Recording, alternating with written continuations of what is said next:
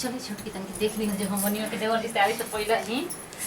ऐसे तो फोटो पर बहुते बड़े वीडियो कॉल पे। और दीदी इतना गर्मी लगता ओढ़ के बैठल चादर बुझाता कि एक खांची के गा ओढ़ के बैठल बाड़ी तो कोई बैठा के गलो कि दीदी ने तो हरियाणा बड़ा सुगा लग जाए भगवान के नजर देख ले के बार मतलब कि हम जब तने तभी तोरो टाइम मिलल उतारे के का दीदी माने कि हमार को तो नहीं है का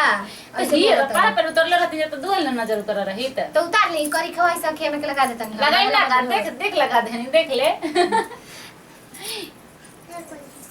सब ठीक बाड़ू न कनिया पूछा जैसे कि आई बड़ू ना निहाल में ले समाचार पूछेगा तो ठीक बाड़ू ना तो दीदी तो ना बढ़िया बढ़िया बात बतिया मी तो लागते बाटे लेकिन बाहरी तो ना जाने ले तो हरिन मार रही बैसल आप कहनिया कनिया माई के फोन आइल ह हां मोबाइल लेके आइल बड़ू ना अच्छा भैया आइल बड़ा सन लगताटे सथावा में छोटकन आ सुना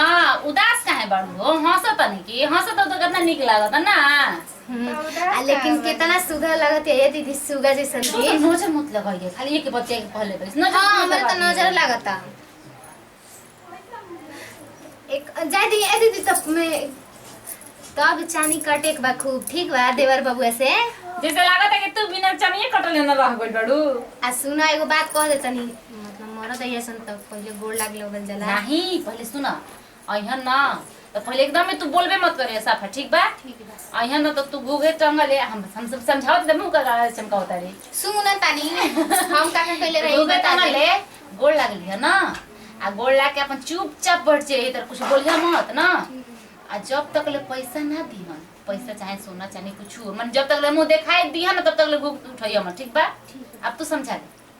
ना अब मुंह असे मुंह दिखा दिया का उधर के पैसा ना रहे तो आगे पीछे ना दे काहे तेरे उड़ावत रहला ना आलो के देबे के नहीं खे ना रे ना छोटो जानतड़ू एकर के नारे नारे कहत कहत आदत हो गई छोटी है ना जारी दीदी बुरा ना मानम रास्ता खिसे मत ओहे बतिया के ना वही हम जब ले दिहन ना तब ले तू कुछ बोलबे मत करिया आ ना कुछ उनकर से हंसिया बोले ठीक बा ठीक है आ सुना ना कन्या एगो का भौजी क्या होता हो ओ अरे बाप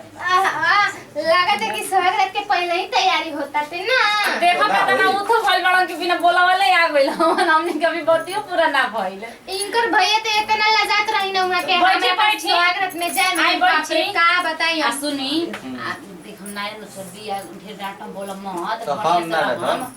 दीदी दूध में हल्दी डालते हैं इनकर हल्दी दूध के कौन जरूरत है हमरा के जरूरत इनकरा जरूरत बानू अरे बाप रे बड़ा तना में अगर प्याज आवती है एकदम देखभाल होखे लागल बा तारे के भैया ना पिए ले रहन का तो यही से कहते कि रोवा पिया दही तो हम पिएबे कर तब का अपन हाथ हवा से पिया दे में एकदम चना ही मरी तो जैसा अच्छा जा लोगे तो जने हमारा नींद लागत हम सुतम नहीं जी काहे कति जाए जाबे और से 3000 के नींद लागल बड़ा ही घरवा में आए में का तो हम ना जी माई के घर में बड़ा ही घरवा आज नीमल कौन जाने के हम बोल जाए सुन छोटा की ए तरह बोले जे के बाबू खाना खा ले आ तो ये भौजी अभी खाना खा के नींद आवे लागल 10 बजे 11 बजे तक ले और खियाला बिना सुतला बिना एकदम मरत रहला की हरासमेंट भइल बा तनी नींद लागी तनी हरासमेंट आज रतिया भर में पूरा हो जी ना यही से पहले कैसे भैया माने बाबूजी लगे जात रहे सुते खाती अब बाबूजी लगे ना जिन सुते खाती अब बियाह हो त मेहरानो भी सुतल जाई कि बाबूजी भी सुतल जाई माने मेहरान कहते बाबू के भुला गई ना भुलाइल नहीं कि बाबूजी भी जाई ए दो चार दिन के बाद पहले एगो बात जाई कहतनी मुंह देखाई कितना बड़का नेक बनैले वाला अंतुरिक बताओ काहे ना बताई हमके बताई जी पहले काहे ना हम पूछम ना हम कोई नहीं भैया से पूछे तो हम बताइए हमें तो कोड़ हाने जाए का कहत जी जा लोग तुम जा लोगे सुनी ना देवर जी कुछ ना बुझे ना तो हमने से पूछी हमके बता दिहल जी अब रउआ कोचिले हम सब कुछ तो जानते रही रउआ तो अभी हमें सब अलग बारी हमरा कहतन कि हम भैया लोग से पूछे कोनी हमरा भी हमें जानता नहीं कति गो रहन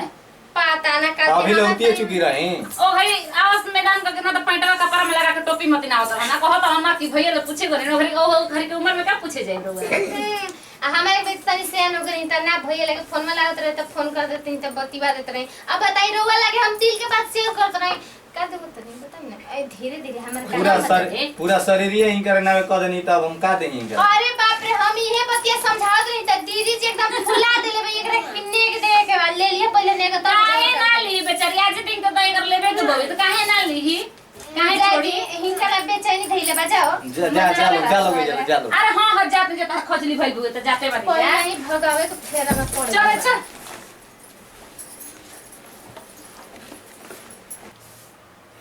छुछी जुनी घूमटा उठाइए बलम चिन्हा मुँह देखिए बलम जी। ल ये केरा मुंह मीठा कराओ जला आज के दिन सुन ले बनी हम। खासी केरा खियाव तनी हमार सहेली के बियाह भरे त कितना नीके नीके गहना ओन के मरद देला रहा त केरा खिया के पुछलाव तनी हमरा के। जाए तो जल्दी जल्दी में ना कुछ बनवावे की याद पड़ल। ना बियाह करे खाली खियाल पड़ रहे कि जल्दी जल्दी बियाह कर ली। आगा पीछा हो जाई बाद में बनवा दे। ना आगे पीछे थोड़े ना सुहाग रत मनेला। तो आगे पीछे सुहाग रत में नहीं आज छोड़ दिए साल के बाद में नहीं केरा खिया के आवतन फुसला आवतनी हमरा के। अरे हम मम्मी के घर के परंपरा ह हमर बाबा जब लाई रहन बियाह क केनु त उ केरे खियले रहन। केरा खिया के फुसला के आसी देखले रहन। हां हां यही से ना लिया लिए बोन केरा लागता के बियाह में के हवे आखने कहिए के सरल टक टक केरा बाबा हमर केरा के पेड़ लगौले बाड़न। हां केरा के पेड़ लगत हो सरल लेके आई रहती वो केरो लिए ली त सरल रे। ई सरल बा ना त लूर नीक बा। जाए दब जन भइल तन भइल छोड़ जाए दो। गा जाए छोड़ दी छोड़ी के ले बनी। तो तारा गहने से प्यार रहे। गाने से पे का कहले रही हो घरी कहे बुते सुहाग ने बड़ी सुंदर सुंदर तरह कनी गहना बना के रखन। तारा गहने से प्यार बनू। गाने से प्यार नहीं गया रो से प्यार गाने से प्यार बा रो से प्यार बा सब कुछ से प्यार बा। ऐसे काहे कहती के घर से को प्यार बा। अगर गाने से प्यार होता रासुल का शादी करती का। तो जाए तो ठीक बा तब तू रह जे गहना के इंतजार में हम चलनी है दुआर पर। जाए सुती बड़ा तुम छुच्छे सुहाग रत मन नहीं। एकदम केरा किया अपना हाथ है हमार हाथ भगवान ने এখন काटा देले इन करे हाथ से केरा को खाए। बाकी जाए द केरवा लाल तो बड़ी मीठ बा। और ये दा केरवा तो उनकर तो खाइए लेनी लागत अब तो हम ज्यादा गलती का बोल रहे हैं खिसिया के चल गए। हमर बहुत लागत हम गलती बोलिए देले बानी जाति पसंद करा के मना के हम ये आई।